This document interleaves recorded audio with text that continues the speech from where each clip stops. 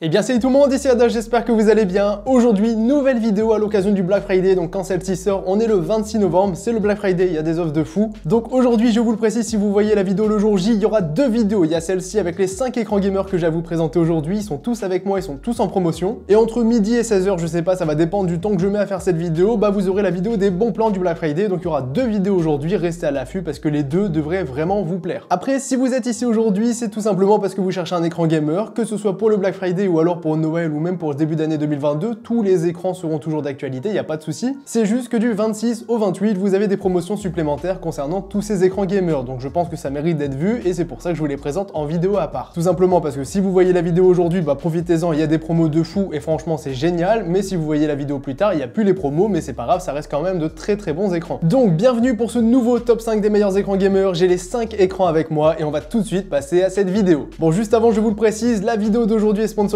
par MSI, c'est des écrans de chez MSI, mais je connais les références, je connais les prix, franchement ils sont très bien situés, les rapports qualité-prix sont excellents. Et pour cette vidéo, c'est tout simplement 5 écrans gamers complètement différents. Vous avez le 144 Hz classique, vous avez le WQHD, etc., en passant par tous les nouveaux écrans qui ont les mêmes dalles que les Samsung Odyssey, ça mérite vraiment d'être vu. Enfin bref, on va pas parler plus longtemps pour cette intro et on passe tout de suite à la vidéo. On entame tout de suite avec le premier produit, un petit déballage, on va se faire tous les déballages en même temps. Donc pour commencer ici, on se retrouve avec le MSI Optic G24C6. Donc c'est l'écran un petit peu classique, j'ai envie de vous dire, 24 pouces 144 Hz AMS. Donc on commence soft, c'est l'écran le moins cher et je pense vraiment qu'il va vous plaire parce que le prix en promo est complètement ouf. Bon, du coup on va directement découvrir un peu le contenu de la boîte. On a ici un petit câble HDMI, ici qu'est-ce qu'on a? On a le câble d'alimentation, ici la suite du câble d'alimentation, très bien, et ici on a un petit support, je pense que c'est le support pour les câbles à l'arrière. Un petit peu de paperasse, hein, pour ceux qui veulent lire, vous en avez. Mais nous, ce qui nous intéresse bien sûr, c'est tout ce qui est concernant l'écran gamer, donc on va le sortir tout de suite. Donc ici, des petites vis, ici on a tout le nécessaire pour fixer le pied, on va faire ça juste après. Et derrière toute cette protection, on va pouvoir directement retrouver l'écran sans son pied, hein. Le pied, il faut le monter à part bien sûr. Ouais, c'est vraiment super bien emballé, il n'y a rien à dire à ce niveau-là, l'écran arrivera bien protégé et s'il arrive cassé chez vous, bah franchement, c'est pas leur faute. Ah oui, je voulais pas préciser, cet écran est incurvé. Là, ça se voit tout de suite, la courbe, hein, là, vous la voyez direct à l'écran. Hop, voilà, le pied est fixé, on va le mettre de côté. Ensuite, qu'est-ce qu'on a? Bah on a bien sûr l'écran gamer, hein. C'est un petit peu la pièce maîtresse. Mais le pied, c'est quand même très important, faut pas que ça prenne trop de place, faut que ça soit joli, et là, bah c'est tout simplement le cas, franchement, je valide. Bon les amis, maintenant je vais vous parler un petit peu plus en détail de cet écran gamer, donc j'ai décidé de faire ça en voix off, tout simplement pour aller à l'essentiel et pour faire une vidéo qui n'est pas trop longue. Donc comme vous l'avez vu, cet écran, c'est un écran qui est incurvé, qui fait 24 pouces, et c'est un écran Full HD, donc c'est du 1080p. Celui-ci, j'ai envie de vous le présenter comme le bon investissement à faire pour un premier écran gamer, ça coûte pas très cher, je vais vous donner les prix juste après. C'est une référence qui est vraiment intéressante, qui est complète, qui est design aussi, je sais pas ce que vous en pensez du design, mais moi j'aime bien ce côté incurvé, aussi ce côté borderless de cet écran. Et dans l'ensemble, il est quand même vachement bien travaillé, il y a du plastique, mais pas que, c'est du plastique qui est quand même travaillé, un petit peu brossé, il y a le joystick aussi sur l'arrière directement pour régler tous les réglages. Et aussi au niveau du pied de cet écran, vous pouvez largement le laisser sans aucun souci, si vous voulez passer sur un support écran par la suite, c'est tout à fait possible aussi, mais dans l'ensemble, ça ne fera pas tâche, et je trouve qu'en termes de design, cet écran est réussi. Après bien sûr, le design ne fait absolument pas tout sur un écran gamer, les caractéristiques techniques sont très importantes, et ici ce qui est bien, c'est que par rapport à la gamme de cet écran, tout est au rendez-vous, franchement il est vraiment complet, parce qu'on est sur un écran AMS 144 Hz, équipé d'une dalle VA bien sûr, comme il est incurvé. D'ailleurs cette dalle on peut en parler, vous le voyez, j'ai joué un petit peu avec cet écran, et franchement c'était un pur plaisir, j'ai vraiment kiffé mes sessions, et ce qui est bien c'est que j'ai pu un petit peu comparer tous les écrans qu'ils avaient chez eux avec différents types de dalles, et franchement ce qui est cool c'est que même ici sur un écran 1080p qui reste au final une entrée de gamme, bah ça reste un écran très sympathique, et on peut largement en profiter comme écran principal. Et bien sûr si vous voulez faire kiffer et faire un double screen avec ce genre d'écran, c'est tout à fait possible bien évidemment. Bon voici pour cet écran, on va pas trop s'y attarder non plus parce que j'en ai quand même 5 à vous présenter. Juste avant, je vous fais un petit point tarif parce que si vous voyez cette vidéo Black Friday, bah forcément c'est intéressant. Donc normalement, c'est un écran qui est vendu à 229 €, donc 230 € pour arrondir. C'est un prix qui est assez élevé pour un écran 1080p 144 Hz je trouve. Même si bien sûr la qualité de l'écran va avec, je trouve quand même que c'est un chouïa trop élevé. Et bien là, il n'y a pas de souci parce que déjà tout le mois de novembre, cet écran il est passé à 179 €, donc là déjà c'est très bien. Et le Black Friday, donc du 26 novembre au 28 novembre, cet écran passe à 149 €. Donc 149 € pour cet écran, c'est vraiment une dinguerie, je vous le recommande à 1000% tout simplement parce que je trouve que c'est un très bon écran et surtout très accessible. Donc voici pour ce qui est du premier écran gamer. Bon, maintenant les amis, on passe tout de suite sur son évolution. Donc on passe d'un écran 24 pouces à un écran 27 pouces. Bon, le déballage, je vais vous l'épargner, hein, c'est exactement la même chose, donc on se retrouve juste après.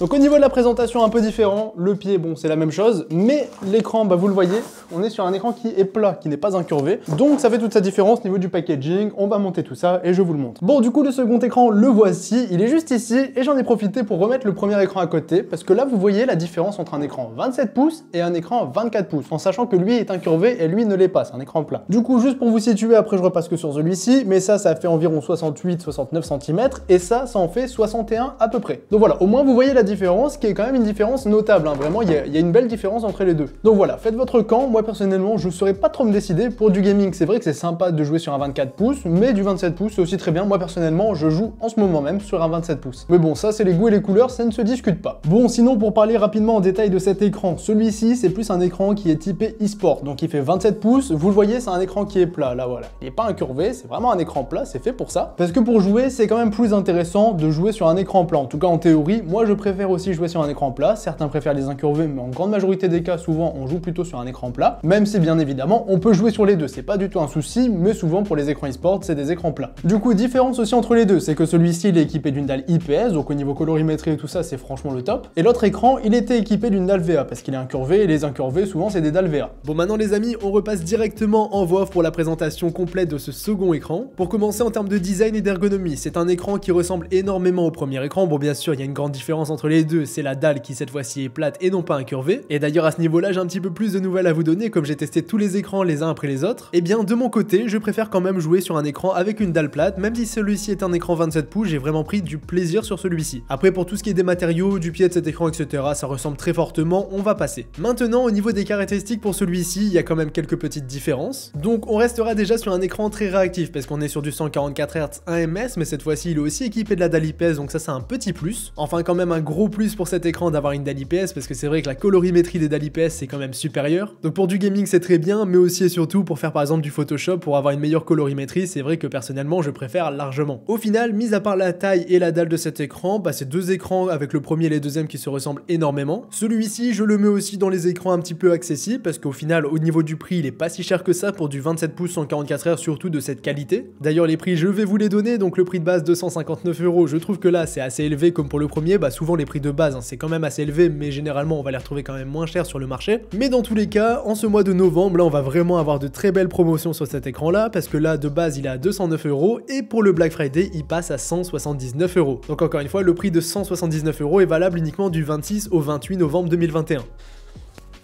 Bon, maintenant, on passe tout de suite au troisième écran de cette vidéo. Bon, maintenant on est sur un écran un peu plus grand, vous le voyez, bah, au niveau du carton il est plus grand, mais au final il fait la même taille, c'est un écran qui fait 27 pouces, c'est écrit juste ici.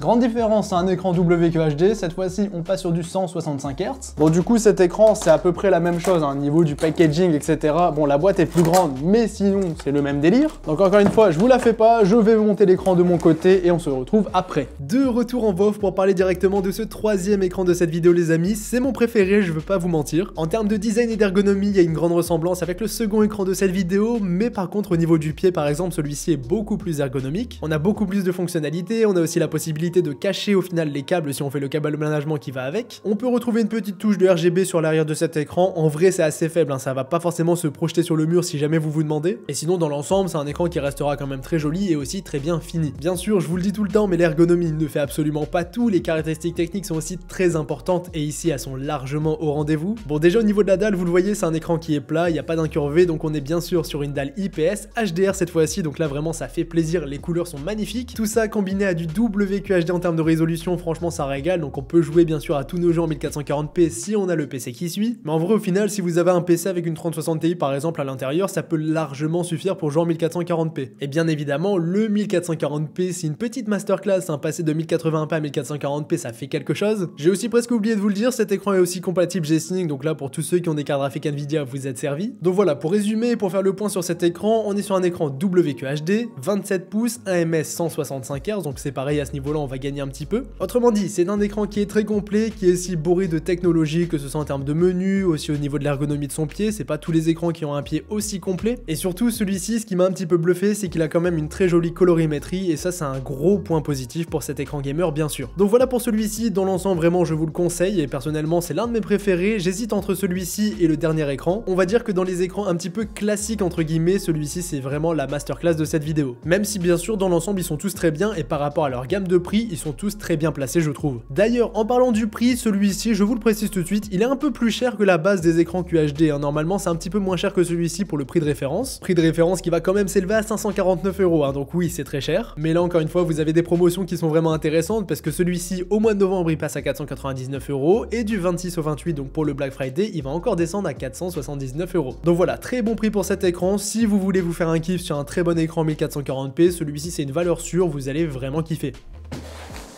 Voici le quatrième écran de cette vidéo, les amis, un écran très particulier parce que c'est un écran 21/9 déjà. Donc ici on va changer de format, on va aussi changer de résolution, une résolution très particulière, un petit peu oubliée, donc le WFHD, vous le voyez juste ici. Donc concrètement, ici on est sur un écran qui fait 30 pouces au niveau de la taille, donc c'est plus grand que le 27 pouces encore. C'est un écran AMS, DALI-PS, 200 Hz, on va un petit peu monter. Mais on a cette résolution particulière qui personnellement me fait un petit peu tiquer. Heureusement c'est pas un écran 32 ou 34 pouces parce que là ça aurait été banni de cette vidéo. Parce que là au final 2560 par 1080, ça reste un écran 1080p. C'est juste que c'est un écran 1080p wide, donc un écran 21/9. Le plus simple, je pense, c'est que je vous montre l'écran, donc vous allez le voir dès maintenant. Bon, cet écran, là, vous l'avez sous les yeux, vous le voyez, il est assez particulier. Moi, personnellement, je le trouve vraiment très joli. Pour le coup, j'aime beaucoup cet écran en termes de look. Notamment son pied, regardez, c'est vraiment très sympa, c'est bien fini, c'est bien pensé. C'est aussi bien sûr réglable que pour l'écran juste avant. Vous pouvez le régler en hauteur et aussi comme ça au niveau de l'inclinaison. Il y a aussi tout ce qu'il vous faut pour ranger directement les câbles à ce niveau-là. Vous pouvez les dissimuler et c'est plutôt pratique. Du coup, vous branchez le câble ici, vous le faites passer là et hop, ça passe ici. Toujours le joystick, enfin bref, vous avez compris, les écrans sont à peu près tous pareils, mais là on a encore une fois une évolution au niveau du pied. Et il y a aussi celle-là, regardez, le pied peut tourner cette fois-ci sur lui-même. Bon, bien sûr, c'est pas à 360 degrés, mais ça reste quand même vraiment pas mal. Maintenant les amis, on se retrouve de nouveau en voix off pour parler du quatrième et avant-dernier écran de cette vidéo. Encore une fois, on commence par le design et l'ergonomie de celui-ci, même si je vous en ai quand même bien parlé, donc vous l'avez vu, le pied de cet écran, personnellement, je le kiffe. Et aussi au niveau du look, cet écran, je trouve qu'il a quelque chose, je trouve qu'il est bien fini et réussi. C'est du 21/9, c'est assez particulier, mais au final on s'y fait très bien. Par contre, ce qui est quand même particulier, c'est sa résolution à cet écran, parce que oui, c'est du WFHD. Comprenez ici un écran 1080p wide, donc un écran 1080p 21/9. Celui-ci, j'avais un peu peur avant de l'essayer, tout simplement parce que du 1080p sur du 30 pouces équipé d'une dalle VA, je me suis dit ok, ça va donner quoi. Au final, ça va, j'ai vite été rassuré quand j'ai essayé cet écran, mais bien sûr, j'aurais préféré que ce soit un écran 1440p. Après, si c'était un écran 1440p, il aurait été positionné plus cher et aussi il aurait fallu des configs un petit peu plus performantes pour profiter d'un écran 21/9. Donc celui-ci, je trouve quand même que c'est une bonne alternative pour avoir un affichage assez étendu, parce que oui, on voit forcément plus de choses sur un écran comme ça. Comme on reste du coup sur du 1080p, c'est un écran qui est bien sûr accessible à tous, et au final, celui-ci, ça restera une bonne petite alternative à un double écran 24 pouces. Après, si vous voulez mon ressenti personnel, je préfère quand même prendre deux écrans 24 pouces, par exemple 2 fois le premier écran de cette vidéo, mais c'est vrai que rester sur un seul et même écran, ça reste quand même quelque chose de plus design qu'un double écran. Et en vrai, celui-ci, mis à part le 1080p qui personnellement me fait un petit peu tiquer, même si je vous l'ai dit, ça passe, et bien il a des caractéristiques qui sont quand même très complètes, notamment un ms, 200 Hz et aussi la dalle VA. Donc dans l'ensemble, c'est un écran qui est sympa, j'ai pu l'utiliser, j'ai pu le prendre en main, j'ai pu jouer à des jeux, et au final, Forza avec le volant sur ce genre d'écran, ça fait quand même plaisir et franchement, c'était kiffant. Bon, maintenant parlons prix pour cet écran. De base, il est à 349 €. Bien évidemment, vous avez des promotions en ce moment, donc pour le mois de novembre, il passe à 299 €. Et pour le Black Friday, vous avez la promotion supplémentaire, donc il va passer à 279 €, qui restera un prix bien sûr très accessible pour ce genre d'écran. Donc voilà pour celui-ci, c'était une bonne petite découverte. C'est pas mon préféré de cette vidéo, je préfère largement l'écran qui va suivre juste après, mais en termes de budget, c'est pas du tout la même. D'ailleurs, on peut tout de suite enchaîner. Maintenant les amis,